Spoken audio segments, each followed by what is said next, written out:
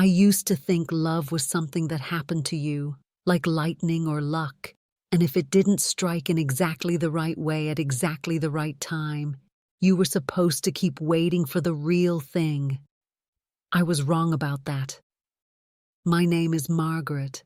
I'm 76 years old, and it took me most of my life to understand that the love I was searching for was standing right in front of me while I looked past it towards something I thought would be better. When I was a young girl growing up in a small house in Ohio, my grandmother lived with us in the room at the end of the hall. She'd moved in after my grandfather died, and I remember my mother sighing about it sometimes, talking to my father in low voices about how hard it was to have her there, how much work it added, how little privacy we had. I absorbed that message without anyone directly teaching it to me. Having family close meant sacrifice, meant burden, meant less freedom for yourself. So when I pictured my future, I always imagined it taking place far away from where I started, with space and independence and a life that was entirely my own to shape. I left home at 19 to go to college 2 states away, and I felt like I was finally breathing for the first time. I made friends who didn't know anything about my family or my history, and I could be whoever I wanted to be. I dated a boy named Thomas in my sophomore year, and he was kind and steady and talked about getting married someday and settling down near his family in Minnesota. When he said that, something in my chest tightened. Minnesota felt like going backwards, like choosing obligation over possibility. So when he asked me to come home with him for Thanksgiving to meet his parents, I made an excuse. And then another one at Christmas. And by spring, we'd drifted apart because he could feel that I was holding something back. And I was, because I thought holding back meant keeping my options open. After college, I moved to Boston. I got a small apartment by myself, and I loved the freedom of it. The way I could come and go as I pleased and make every decision based only on what I wanted. My parents would call and ask when I was coming home to visit, and I'd say soon, but there was always a reason to postpone it. Too much going on, too expensive to travel, maybe next month. The truth was, going home felt like stepping backward into a smaller version of myself, and I was trying so hard to be the bigger, freer version I thought I was supposed to become. I dated other men over the years. There was Peter, who I met when I was 27, and we had this passionate, intense connection that felt like what I'd been waiting for. But he was unpredictable, and after a year of high highs and low lows, I realized I was exhausted, so I ended it, telling myself I deserved better, which I did. But I think part of me was also looking for a reason to stay unattached.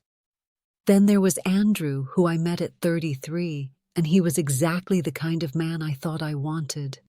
Successful, attractive, independent. We dated for almost 3 years, and it was good, comfortable. But when he started talking about moving in together, that old tightness came back. What if this wasn't quite right?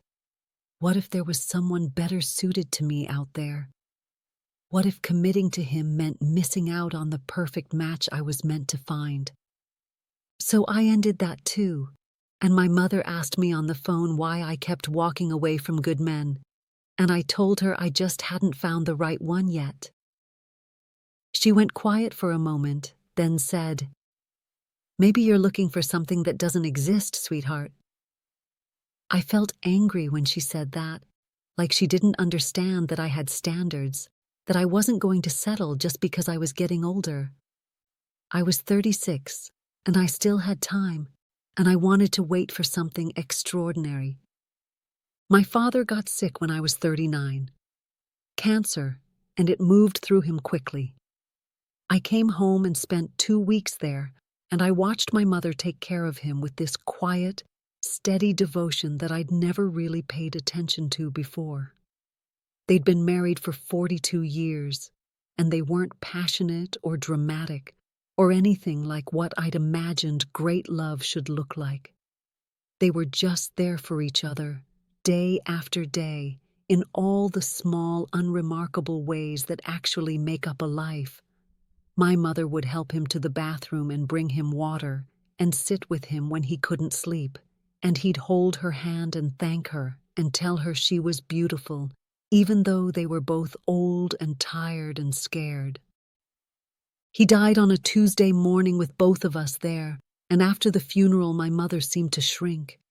She'd spent over 4 decades building her life around him, around us, and now half of that was gone. I stayed for a month to help her, and one evening she said, "I know you think I gave up too much, staying here, staying with him. I know you wanted something different for yourself." I started to protest, but she held up her hand. "It's okay, I understand it, but I want you to know I was happy. With all the hard parts and the boring parts and the parts that weren't exciting, I was happy because I chose him every day, and he chose me, and that was enough." I went back to Boston, but I couldn't stop thinking about what she'd said. I was 40 years old, and I'd spent 2 decades looking for extraordinary love while watching ordinary love sustain my parents through everything life threw at them. I started asking myself what I was actually waiting for. What did I think perfect love looked like? And why did I keep finding reasons to walk away from people who cared about me? When I was 43, my mother had a stroke. Not severe, but enough that she couldn't live alone anymore. My brother called and said we needed to figure out what to do, and I heard myself offering before I'd fully thought it through. "I'll move back," I said. "I'll take care of her." My brother was surprised, and honestly, so was I. Boston had been my life for over 20 years, and moving back to Ohio felt like admitting defeat, like proving I'd been wrong about everything I'd worked so hard to build. But I did it anyway. I moved back, moved into my childhood home with my mother, and started over at 43 in the town I'd spent my whole youth trying to escape. Those first few months were hard. I felt like I'd made a terrible mistake, like I'd sacrificed my freedom for obligation, just like I'd always feared. My mother needed help with things she'd always done herself, and some days she was frustrated and some days I was frustrated, and it felt nothing like the independent life I'd imagined for myself. But slowly, something shifted. I started noticing things I'd missed before. The way my mother laughed at silly things on television. The stories she'd tell about her childhood that I'd never bothered to ask about. The neighbors who'd bring over food and sit with her while I ran errands. The same neighbors I'd barely remembered existed. There was a whole community here that I'd dismissed as small and provincial. But they showed up for each other in ways my Boston friends never had. Not because they weren't good people, but because I'd never let them get close enough to show up for me. I met Daniel at the farmer's market about 6 months after I moved back. He was selling honey from his small farm outside town, and we got to talking about my mother's garden and how I was trying to keep it going for her.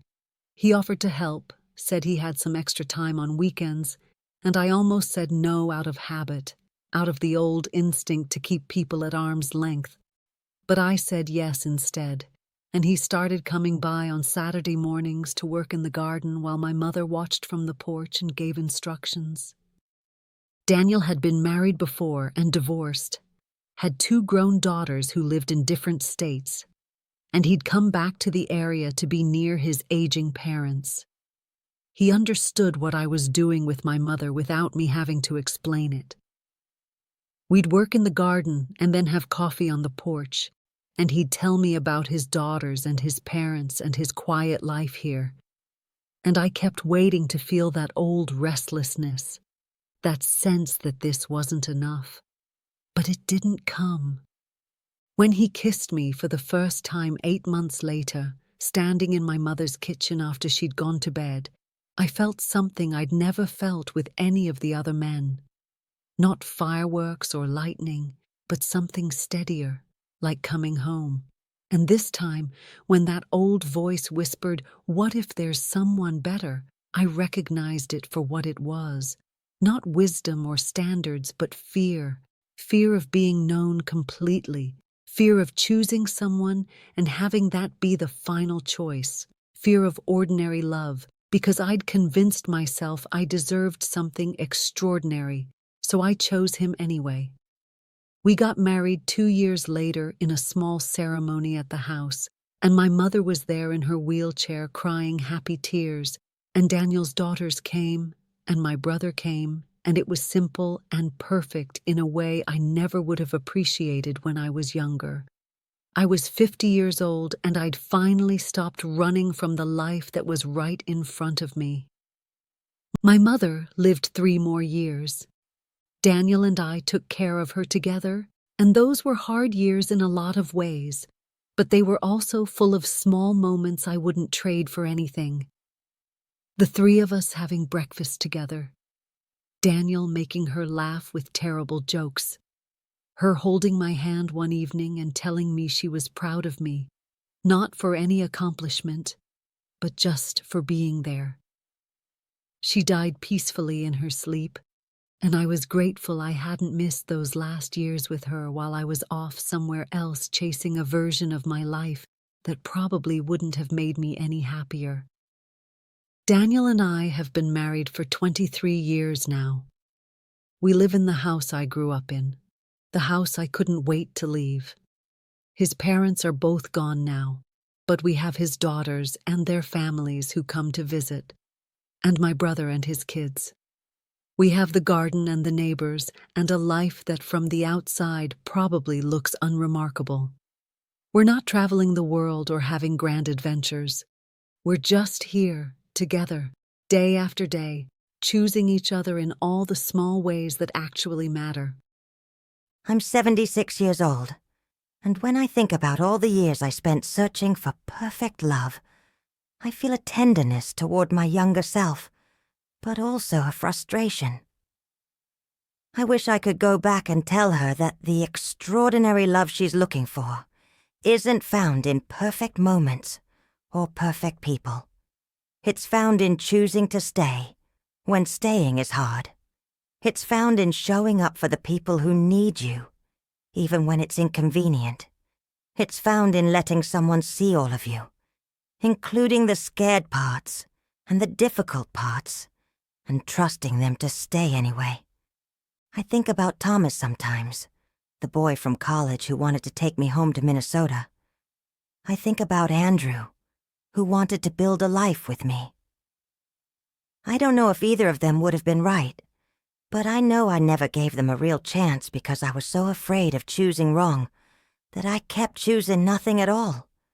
And choosing nothing felt safe because it felt like keeping my options open. But really it was just another way of being alone. My mother knew this. She tried to tell me in her gentle way, but I wasn't ready to hear it. She understood that love isn't about finding someone who makes you feel like you're living in a movie or a romance novel. It's about finding someone you can build a real life with, someone who'll help you take care of your mother and work in the garden and sit with you in the ordinary evenings when nothing special is happening. It's about family, the one you're born into and the one you choose, and letting yourself be part of something bigger than your own independence. It took me 60 years to stop running from that. I'm telling you now because I see so many people making the same mistake I did, thinking that commitment means settling, and that staying means giving up something better. But here's what I learned. There is no better. There's just this, the people in front of you, the love that's available right now, imperfect and ordinary and real. You can spend your whole life waiting for the perfect person or the perfect moment, or you can choose someone good and make a life with them. And that choice, That daily decision to stay and try and show up. That's where the real love lives. Don't wait as long as I did to figure that out. Don't walk away from good people because you're holding out for perfect people. Don't miss the chance to be with your family, to know them and let them know you, because you're too busy protecting your independence. That independence, that freedom I thought was so important, it just meant I was alone. And I was alone for a very long time before I finally understood that being connected, being committed, being part of other people's lives and letting them be part of mine, that's not a burden. That's the whole point. This is it. This life, these people, this love that's right in front of you, asking you to choose it. Stop looking past it. Stop waiting for something better. Just choose. Choose the people who love you. Choose to stay. Choose to let yourself be known. That's what I'd tell you if I could go back. That's what took me most of my life to learn. Just choose love when it shows up, even if it's not perfect, even if it's not what you imagined, even if it means giving up the fantasy of something more. Because the real thing, the ordinary, daily, imperfect real thing, that's so much better than any fantasy. I promise you that. I finally know that. And I hope you don't have to wait 60 years to know it too.